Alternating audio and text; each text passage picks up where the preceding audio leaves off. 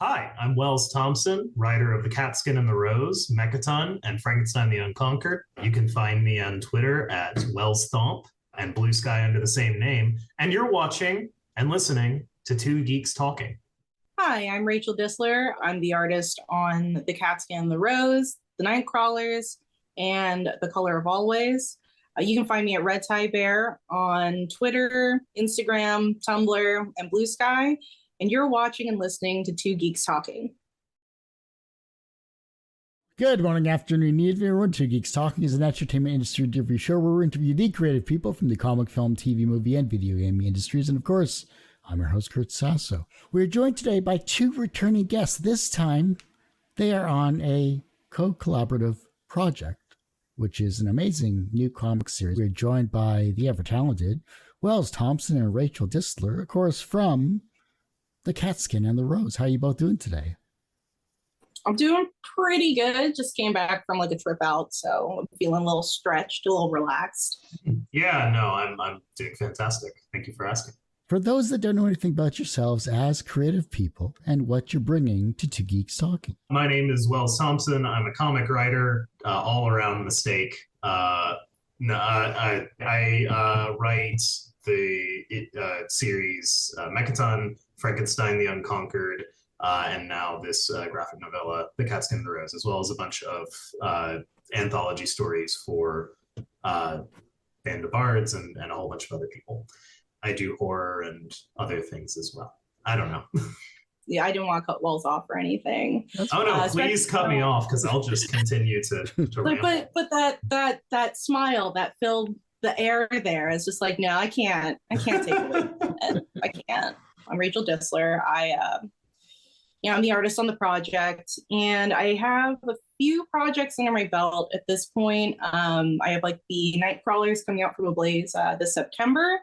It's like finally at the printer. I just did some work on SWAT Cow. I previously did work on The Color of Always.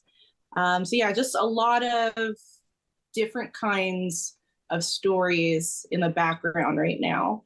And so I'm really excited to be doing a like action, adventure, romance. I've done kind of surprisingly to me a lot of horror at this point. So it's nice to do something a little softer, a little funnier.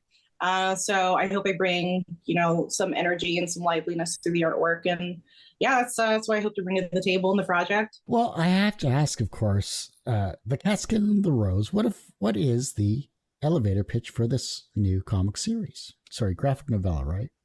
Yeah, it's a graphic novella. We are not promising we're going to make it into a series. We've talked about maybe doing stuff in the future, but no promises right now for our own mental health. But The Catskin and the Rose is a adventure romance centered around two women who enter into a sword fighting competition to marry into the royal family of this fictional kingdom. And as they're dueling each other, they discover they might have some latent feelings there. They start to gain her respect. They start to maybe fall in love. The problem being that the winner of this competition will again marry into the royal family, and the loser will be dead. So problems abound. Well, that makes dating difficult. I was going to say, indeed. I also found myself in a position where I either had to run away with my wife or kill her. So yeah, no, it comes from experience is what I'm saying. This is a real life story. All great stories come from experience. I mean, a battle to the death, a love of, a budding romance that ends in death. It almost sounds like a reverse Romeo and Juliet without Romeo mucking things up. I would have to say that probably makes things a little better. Having to have read that play and watched the play, and it's just like, I feel like things could be a little bit less complicated. I know that's sort of the driving force, but come on, Let's talk about the main characters that we happen upon in this particular amazing series so far. Our protagonists are Iselda and Camille. Iselda is the titular Catskin. She is a member of kind of the poorest caste of this kingdom. In a very stratified sense, like has no chance at upward mobility. So her skill in fighting is the only thing that she really has going for her. It's the only way she's been able to survive. She enters this competition as kind of a long shot, like the only way that she can get out of a life of poverty. She is feisty and arrogant and very fun and quick-witted. And then on the other hand, you have Camille, who similarly grew up in poverty, but grew up in a faraway kind of foreign land and has traveled to participate in this tournament for similar reasons to Isolde, but is much more disciplined, martial, and a bit of an eternal disaster, which I love about her. They have a lot in common, but sometimes with a lot of their personality, it is sort of an opposites attract scenario. The more I talk about them and the more I see them, like the more that comes out in the art, the more I just love these characters and getting to explore them. And the more goblin energy that Isolde presents in general. Like I saw that panel from the sort of self-interview you're doing with them, Rachel, and I was just like, yes, I love this. This is exactly what I envisioned.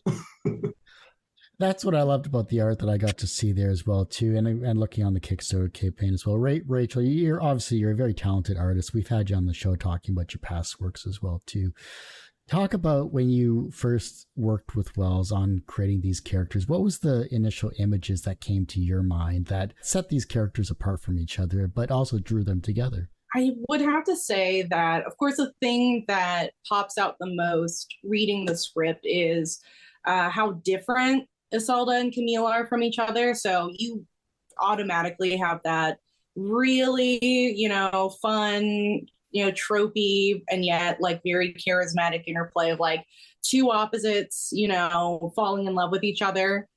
Just like kind of immediately gaining the respect of each other's like different attitudes and the respect of just how talented they are as fighters, and just having a lot of fun with them both colliding in terms of like their personalities and the complementary like relationship that you get between, just like, one's the messy one, one's the clean one.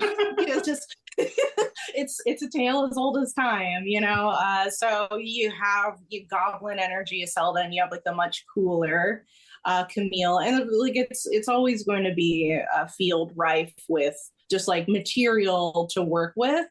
So, when I have the script with me and I'm just like interpreting the characters, like I want to keep it more lively, more expressive. Like I usually would work traditionally, so this year's a little different in terms of the way I work. Like I finally have this iPad and stuff, so I find that with digital, that's kind of nice. Is it lets you fail repeatedly very quickly. And the faster you get through those fail stages, the more you can start pushing it towards like the refined state. Like I don't have to keep erasing, just toss the layer and toss the layer. So that allows me to just kind of keep pushing it until like I'm somewhere that I want to be. And that's, I think, is really paying off with being able to play with their body language and play with like the setting and the way that they interact with those things. Yeah, like I'm just having a lot of fun. Like Wells was mentioning, I have like this little kind of side comic that I think I would like to release to help push towards one of our next stretch goals, because I am just ecstatic seeing more work from Tango, who, if we can make it to 20K, we'll get like another mini comic featuring the Queen, who's a very standout background character in the story. Thinking about it logically, if there is a tournament, where you marry into the royal family, she would have been the previous winner. So like, what is that about? Where's she coming from? What are her thoughts? And combining both that concept and Tango's art is making me scream and cry. And so I would like to sort of have a little comic about like, hey, this is our story. These are the stretch goals. I don't know. I guess you can't see it. It would be weirder if you could. This chair I'm sitting on, I broke literally the last day I was doing the art on the Nightcrawlers. I just leaned too far and the side snapped, and now the back is it's taped on. It's sliding off right now. And so it's like, look, if we hit 20K, we get a mini comic from Tango. I can get a new art chair. It's going to be fabulous. So why not play up what I think the best part of the comic is? And that is like their interactions and their personalities. Yeah, I was going to go with what was your color palette for the characters, but the sandwich question was kind of interesting too. But because we briefly touched on your color theory and we touched on that aspect with your other past characters here, what colors were you envisioning with these characters when you started to put their dress and their outfits together for this particular comic? Well, in this case, I obviously wanted two contrasting color palettes, and they both sort of reflect their personalities. You know, one uses a cooler palette and one uses a warmer palette. The first palette that I had thought of was actually Iselda's palette, because I was thinking, you know, if we're thinking about like desert kingdoms, I didn't pick any particular direct point like on Earth, just sort of like a melding of different. Oh, where would I place it? Somewhere like anywhere between the Middle East all the way to India, like that whole stretch, little bits and bobs out of my brain. Hopefully, as I do the pages, I can get some more direct reference, but just kind of thinking about, you know, the fantasy settings I imagine, pulling from that like mental library. I knew I wanted to focus on warm colors as well throughout the like background, just deserts, you know, warm palettes, and then use like the contrasting blues and purples and greens like as kind of spot color. So with her, you know, something very complimentary. You know, she has sort of like kind of a salmon. I can't even think of the word for it right now. Yeah, with like some of the like light kind of green patterning on there, just like for a little bit of pop, because she is very like red toned. And then obviously Camille for her cooler personality. I kind of wanted to pull a little bit more from like that more traditional Western European duelist imagery and pick maybe sort of like that more royal blue. Hers being a little bit tighter around the body, a little bit more masculine versus something more flowing. You know, just keep the interplay happening, both like in terms of color and in terms of like silhouette, that kind of thing. So then, Wells, why was this an important story for you to write? Ooh, for a number of reasons. I had never written a romance before, and it was kind of, I have what I lovingly call creatively ADHD. So I have a like all ages science fiction, action, comedy. I have horror action. I've done a lot of straight horror. I've done a lot of literary fiction. Romance is always something that I've, especially earlier in life, like never cared for and never really wanted to explore. So as I was prompted more and more and have kind of pushed myself creatively more and more, I thought, you know, what would I do with a romance? And it was specifically one of the project that Rachel has worked on at SWAT House, Sharkwit and the Company of Women, put out their prompt to say, hey, we want people to write these stories and pitch them to us. It was sort of the inception of this idea, just like, can I convincingly have two people fall in love during a sword fight? And it was supposed to be a 4-page short story just to fit into an anthology, and very quickly ballooned into, I realized it was going to be way more than that. It just, the more I did it, the more I was like, oh, this could fit in there. That would be a cool moment. This is a lot of tension that I would love to really chew on. And so when I reached out to Rachel before I had actually written it, I said, hey, I think this is going to be like 32, maybe 48 pages at most. Extremely quickly, like within a couple of days, I was like, it's going to be more than that. It's definitely going to be more than that. And I capped myself at 72 pages. I said I won't go any higher than that. We managed to stop at 68. So we reined it in at the end a little bit. The romance aspect of it, the sort of high adventure and very low fantasy setting was something I was really interested in.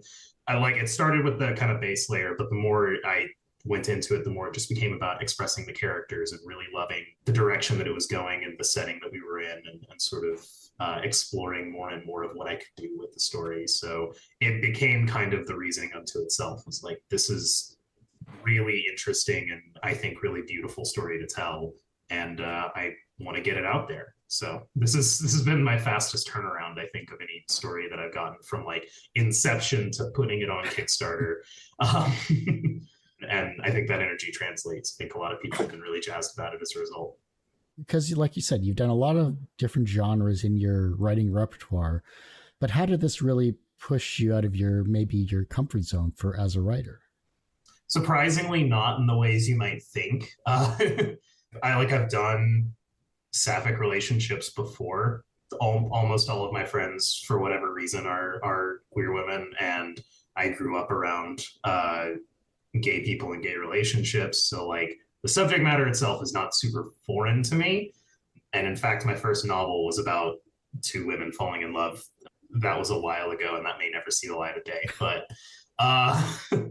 But no, the ways it really pushed me creatively was like, okay, how do I put in these story tropes that I typically either don't like incorporate into story, or like have historically not really enjoyed, and sort of make them, do my own version of that in a way that I really like and find compelling.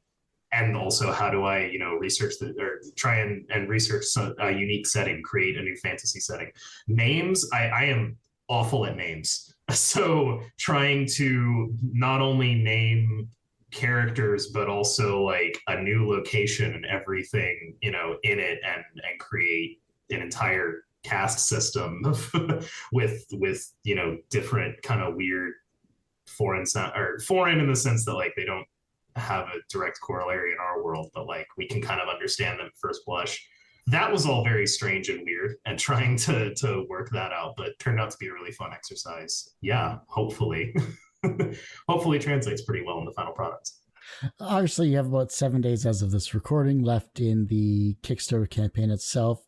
How has that been going for both of you, from a promotion standpoint, from a nerve standpoint, from a product standpoint? What do you have that we're looking forward to seeing, or that you're looking forward to seeing, those that have supported the campaign? I am so happy with the progress that we've made, and I am so ready for this to be over at the same time. Yeah, it's a very stressful process, but at the same time, it's been really heartwarming to see everyone come out in support of it, both for me and for Rachel. And people have been super excited. The more art that we put out, the more details that we put out about the story, the more excited people get, and it's contagious. We have a lot planned and a lot to showcase. We've already unlocked a couple of stretch goals, including we're putting out Fellhound's Do You Believe in an Afterlife? So every backer gets that for free as well. We've got coming up in less than $100, we've got our 15K stretch goal, in which we will put out a fan comic that Rachel and I worked on a little while ago from Arcane, the League of Legends TV show. And in future stretch goals, if we're lucky enough to meet them, we will be able to put out a couple of mini comics by first Tango and then Rio Burton, as well as a poster from Angela Wu, all of whom are artists that are just phenomenally talented and that I have been hunting for reasons to work with for the longest time. I'm really happy to be able to incorporate them into this project. I'm going to go into the fan questions here from the social media verse. Obviously, both of you have seen some of them here, but there's some very valid questions. Keeping on the train... Everyone that's watching this will understand what I mean once I ask the questions. Keeping in the train of the thought of the crowdfunding campaign, Brent Fisher, they asked this following questions. Where do you think crowdfunding for independent ideas like this one currently sits compared to, say, 2 years ago?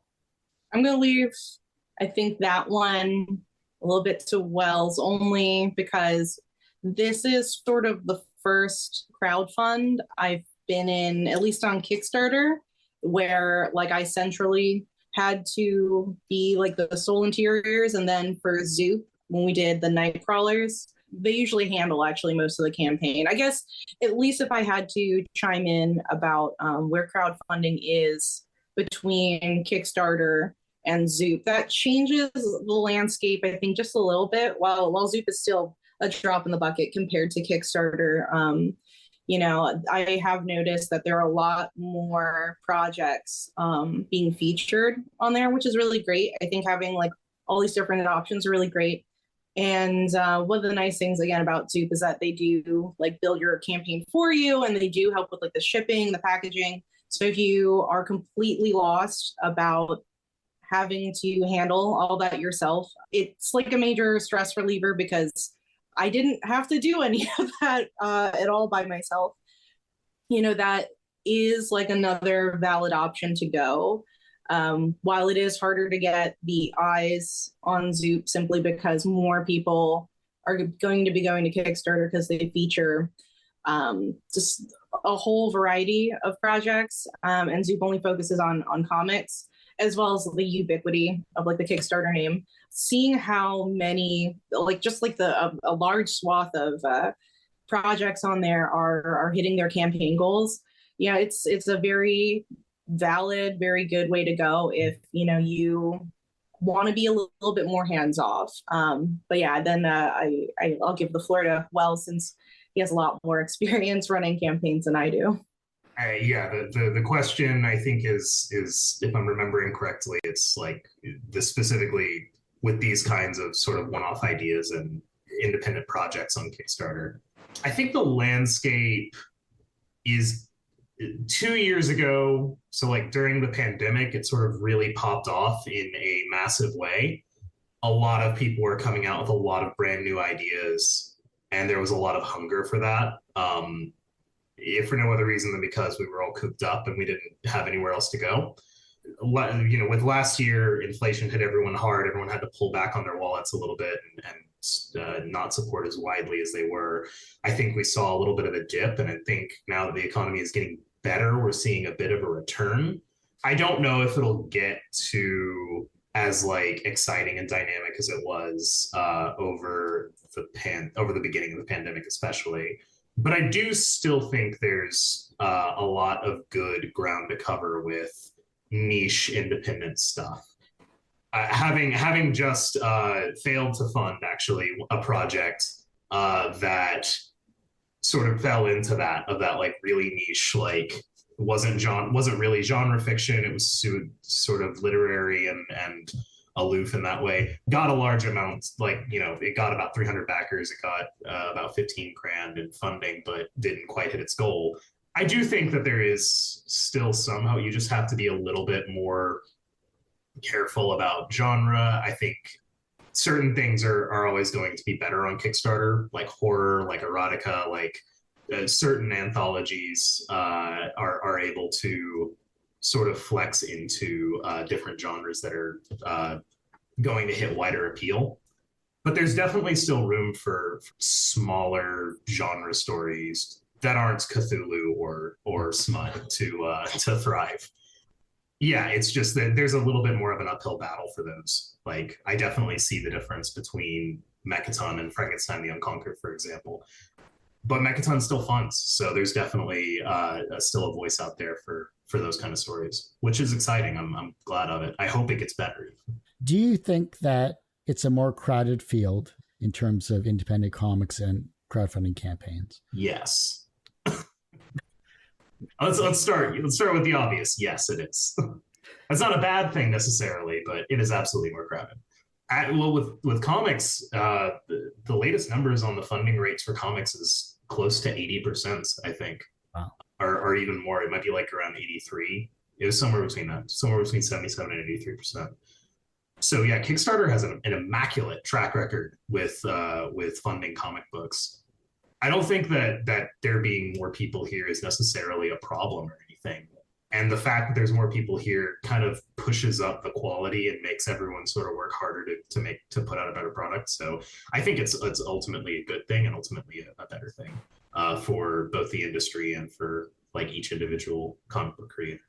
As much as sometimes it feels like maybe there's a little bit too much competition out there or anything, ultimately we're not in a competition. If people are buying comics, people are buying comics. We generally aren't competing with each other's dollars or for dollars as much as it can seem, or we can sometimes feel.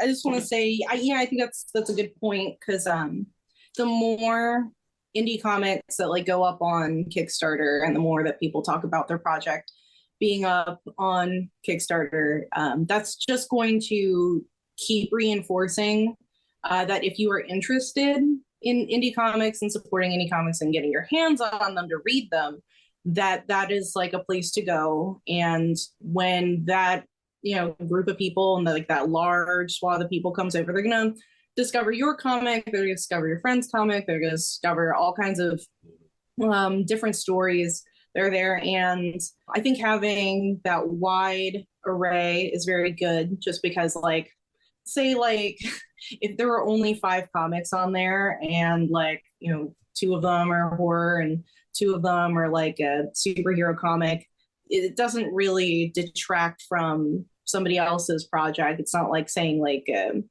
I'm going to come here specifically to buy this one type of story. You're probably going to get somebody else interested in what the other person's got going on. I think that large diversity of stories is really ultimately more beneficial for everybody getting their project funded. Like we're not made out of unlimited money, but generally I'd say that there is like a limit. If everyone is putting out projects, then you can't expect the same person to go around spending $20, $30, $50 on all of these things. But there are going to at least branch out, get a couple of things that they might not have otherwise, see more stuff than might have otherwise, and it'll be more normalized overall. I think the trends are ultimately really, really good. Yeah, I mean, in the last probably 3 or 4 weeks, I've seen more campaigns from people I know even like blow up to really massive numbers in a very impressive way. Cat Calamia just released one that I haven't checked the numbers lately, but last time I saw it, it was well over 20,000. Natasha and Michelle Abounder have Sapphic Pulp that is rapidly approaching 30K. Of course, you have like Charles Stickney with what is it? How I Slept My Way Through College. That is absolutely blowing up as well. We have a lot of simultaneous projects bringing in a lot of money, and I don't think that they are like, I think people are excited about all of them. I don't think they're competing with each other in any way. It's totally bananagrams, seeing absolutely just like the numbers on a lot of people's comics, which is just like fantastic. Just seeing so many big numbers from incredibly talented writers and artists. It's definitely makes me feel like the market for indie comics is actually improving, at least as we're sort of rebounding economically. People are starting a little more spending money back. Like I know I'm spending a little bit more on Kickstarter now too, though it was just like things are sort of petering out. Yeah, I think just even having that ecosystem of like-minded comics, I feel like every time, like we'll tweet about somebody else's project, you see like some of those numbers go up. I know whenever they tweet about our comic, like our numbers go up. It's like, we're not all trying to target the same person, but we're all trying to bring in an audience. And then like from there on, that like one audience will then like kind of sort themselves out into their lines. There's overlap. There's exactly. Yeah. The comic community is a small circle of friends. That's certainly true on the creator side. That's absolutely. One question, I won't do all of Brent's. One question is actually from at KG_Ming. Thank you for the question. I appreciate it. Which character are each of you most like and why? It's hard to say because they're like, I put myself into every character, whether I want to or not. Iselda, I think, is like how I feel about myself as a creator, in that like I feel very scrappy and like I have to fight for every bit of ground that I get, and I'm sometimes very quick to snap to judgment or cross a line without meaning to. And then Camille is me talking to her when I first met my wife, which is to say, absolutely a disaster. Unable to have a normal conversation. For me, well, first of all, I want to say thanks, KG. They're a baller. We all know that Brent is a great friend of mine, but KG is also a very good friend. So thanks, KG. I mean, maybe it's another one of those, like, there are two wolves inside me situation. One like is Camille, one is Iselda. It's just like, oh, they are both gay. It's like those wolves are both very gay. There's a questionable legitimacy about the Myers-Briggs test, let's just say. But in high school, we actually like filled those out. So we did a very formal one for like, I'm technically an INFP. When I got my numbers back, when I got my numbers back, there was an asterisk next to the I, and I'm like, hello, please excuse me, person administering these results. What does that mean? So the lady tells me that asterisk next to the I means that I am 0.001% closer to being introverted than extroverted, which suddenly is the dubious nature of the Myers-Briggs. But at least for that moment in time, it shone a very strong spotlight on how I could perceive my brain chemistry, because it's very true that like I have, sort of a goblin energy. And then I also have like a very pulled back low energy. And when she said that like I'm 0.001% closer to being introverted, I'm like, so what does that mean socially? She's like, people come up to you and they just don't know which one they're gonna get. And I'm like, that's true. I remember I was helping actually a friend, and she was taking a psychology course, and she's trying to get like, just like take some notes. It's like on me. And she's like, oh yeah, I have to interview some friends. And so she's like, oh, is your friend introvert or extrovert? She already is going, she's like, oh, you're extrovert. I'm like, no, like terrifically not. I definitely am that person that needs to peace out from the party for like 20 minutes and then like come back and I'm like rejuvenated, and like, which is definitely the Camille vibe. I'm both the person who's going to run around with a lampshade on my head, a la Zelda, and then, after I'm done, I'm like, I need a nap. I need to just like have a little night air. And that's the Camille energy. So I am at once like a very dreadful mess, but I'm also usually very calmly sipping a coffee while everything's on fire. So like really when I'm doing art for the characters, I'm using both of those energies to get them to do their funny, wacky hijinks. So the real answer is I am both of those wolves, and you just don't know which one you're going to get that day. How did I usually phrase myself? I said I was an introvert playing an extrovert who's really an introvert, something like that. That's also very relatable. Another question from Brent is, where did the inspiration for the characters' concepts come from? I remember when we first were talking about who the characters were and sort of the designs. One of the first things I said was like, I really love the design from the Gerudo in The Legend of Zelda. And that was sort of where we started on with Camille, which is interesting that like you, I always saw like Baidun and the fictional kingdom and the aesthetic there as being like kind of Moroccan inspired, like South Spanish, Moroccan, North African. So yeah, we kind of have a whole stretch from like Ottoman Empire to India of influences. Yeah, for sure. But yeah, no, the Gerudo design, the design of like Dorn from A Song of Ice and Fire, that played into it quite a bit, at least on the Iselda side. And then for Camille, my foundational image was also a video game character. That was this duelist character that has this thick French accent and like long dueling sword. And I just sort of was like that, but make it your own thing.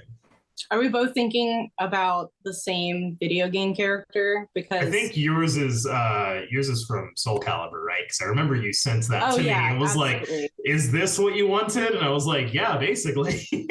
I was just like, what can I do with Raphael from Soul Calibur? Always just thinking about what can I do with Soul Calibur characters secretly in my mind. That's a good basis for character. I love fighting game characters. I love fighting game character designs. I can't stop looking at the artwork. Actually, today it's not a fighting game, though it was adjacent. I was looking at some like Fatal Fury, but it was only because I was also trying to look at like a retrospective on Metal Slug. I love that entire era of like video game art. It's so sumptuous. Last question from Brent before we wrap up the show here. Why is Rachel Distler so awesome, and what is her secret? So we are going to be doing this question. I see. I'm wondering how long I'm going to let you suffer before I try and jump in and save you. But... God, really sticking the needles in me here. I mean, in an ideal world, I would say like I wake up at the crack of dawn and I drink a glass of water within the first 30 minutes of waking, and I fling open my windows and I sing with the birds. But more often than not, I'm usually waking up like a complete bedheaded mess, and I don't know what day it is, and I'm not really sure what time it is either. So if I have to say if there's any secret sauce to the Rachel Distler recipe, it would always go back to those 2, maybe even 3 wolves. Who even knows? Just having a continuous dialogue of just like when your approach to the creative problem. I mean, sometimes the wolves are very, very distracting, but sometimes they come up with a very good idea. Sometimes you just have to I'm going to say this, and I don't know if my wife is going to watch this interview, but I'm going to say a phrase that we use as an in-joke. And you just got to trust the process. You just got to trust the process. That's the secret sauce, is just letting the day take you. I don't know. What's the name of that comic? I'm just thinking about it right now. There's like this one panel comic where it's like the adventures of like Lady No Kids. And she's just like dressed in a top hat and a jacket, no pants, and looking at like the couple who is pushing a baby carriage. And she's just like with her monocle, just like standing by a goose. And she's just like, yeah, I'm just going to spend my day just following this goose around. That's the secret sauce. Just follow the goose and trust the process. Well, I can't ask any more questions after that one. So that works. I'll say from an outside point of view, I think what makes Rachel Distler so amazing is that she is always willing to match enthusiasm for the project and meets the assignment head on and goes above and beyond what you expect her to do. So every time I get pages back for the Catskin and the Rose, it always features something that's like, we could have done this normal, but I decided to go total sicko mode and just make it as absolutely cool as it could possibly be. That's following the goose. That's just like exactly, you got to follow the goose. Yeah, I know you saw like the thumbnails for. I think I'm even specifically thinking about page. Oh, what is it? 31. It's one I haven't like put the colors up for yet. Yeah. So yeah, they have this like near kiss, and it could have just been a quiet, tender moment between the two of them, but no. Now there are dozens of roses around them. Yeah, it's just like to frame the panel in a way that is so over the top, it shoots the moon and goes right back to being rad. Like I haven't even put like the sparkles or anything in there yet. Like you have to go full shoujo if you're gonna do it. Like that's the thing. And so when I follow that goose, it's like, look, it's 4 a.m. You could go to bed. It's like, but the goose is still going. You got to figure out where it's going. I'm like, okay, it could go. It could. If I stop now, you'll never know. I'll never know. So yeah, that's the secret sauce.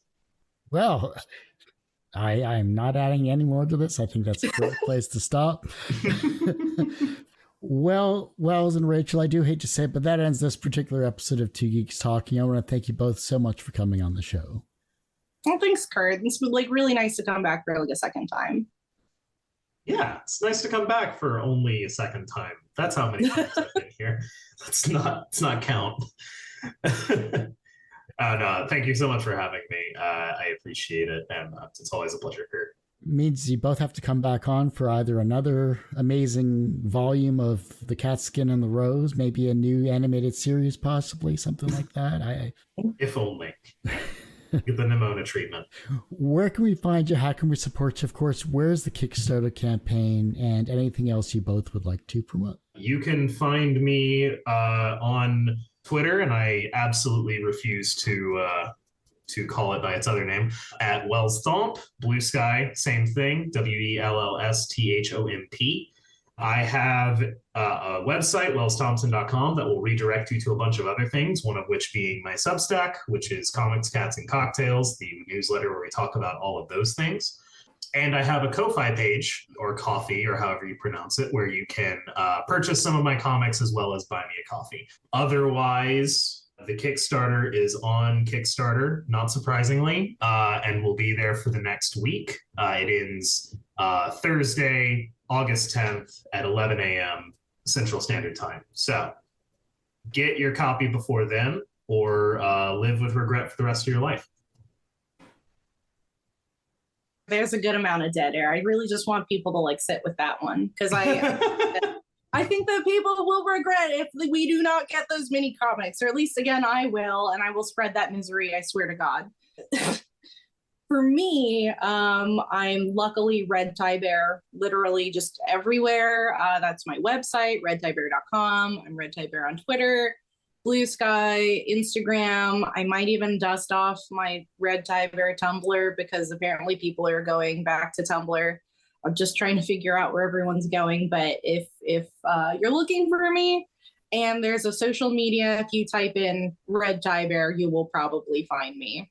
Oh, yeah. I just also want to say big ups, mad ups to, Angela Wu and Tango and Rio Burton. And actually big ups to Fel as well for recommending Rio for like one of the mini comics. I'm like, yes, this makes sense. I want this. Also, we haven't taken the time to shout out Fellhound and Skylar Patridge, who did the wonderful covers for the Catskin and the Rose, as well as Keela Sabal, who's doing the letters, and Brenda Snell, who does the design, all of which are wonderfully talented creators. Oh, and Krista Herrader, who's the editor. So all wonderful creators, all bringing their A games to this project.